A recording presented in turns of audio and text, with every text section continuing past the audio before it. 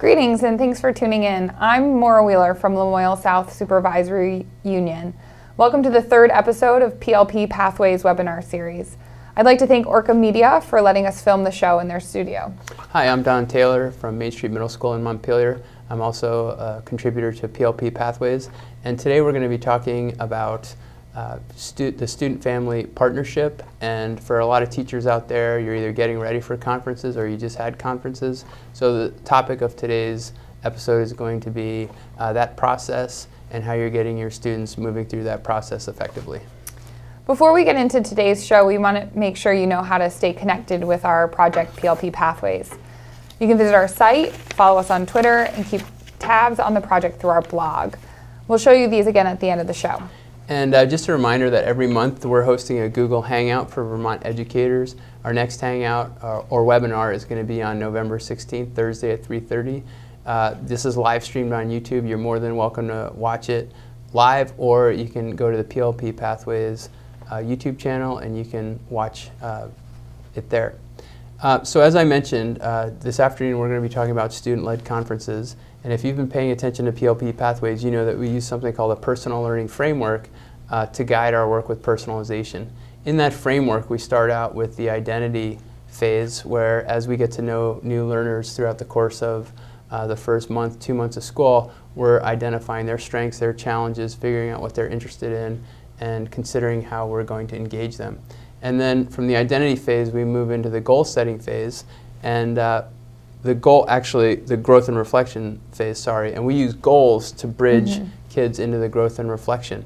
And one of the reasons we set goals is so that we can begin collecting evidence to demonstrate students' growth and learning. And those goals become the basis for our student-led conferences. And we recently had those. And I just want to ask Maura, how do you look at the importance of the Student-Family Partnership, and how do you see student conferences and goals?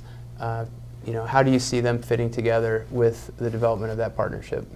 So part of this partnership, it's really one of the vital pieces of Act 77 actually, is to be involving the families in this personalization process and also helping them to understand proficiency-based learning and flexible pathways.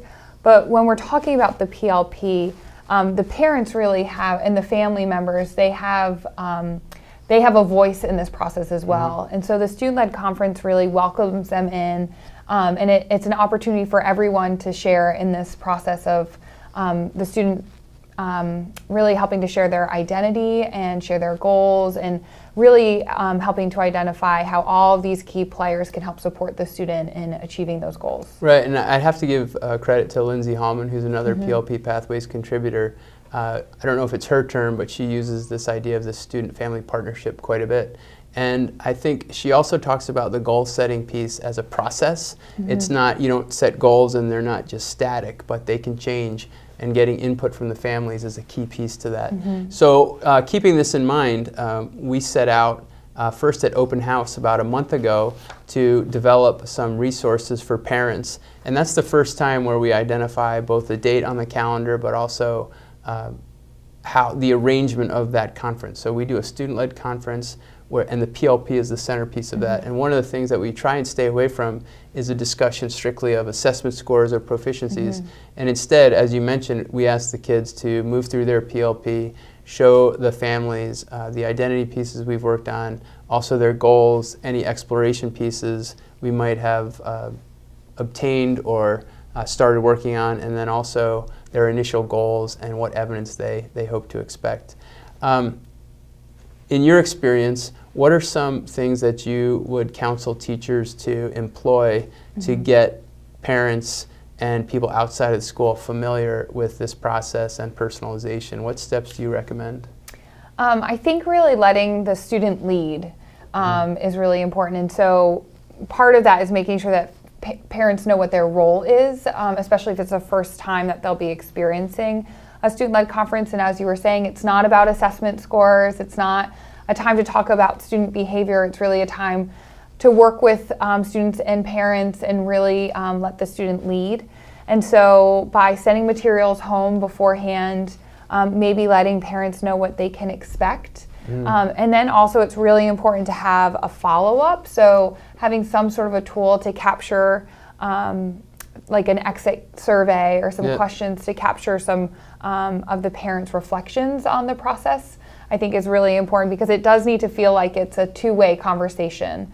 And so, you know, I think that's really important. Yeah, and I just want to add for teachers out there, specifically, as I mentioned, open house. We start with our initial distribution of material, and then we send a hard copy to families with their students, and that happens about 2 weeks before conferences. We do an electronic sign up, so we have the folks sign up for their conferences, and then we do a digital distribution as well, both through our blog and Twitter.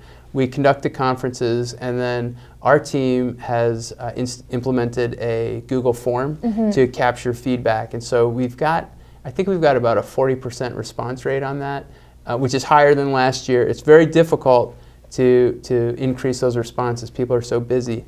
But then based on that feedback, we'll start planning for the March conferences.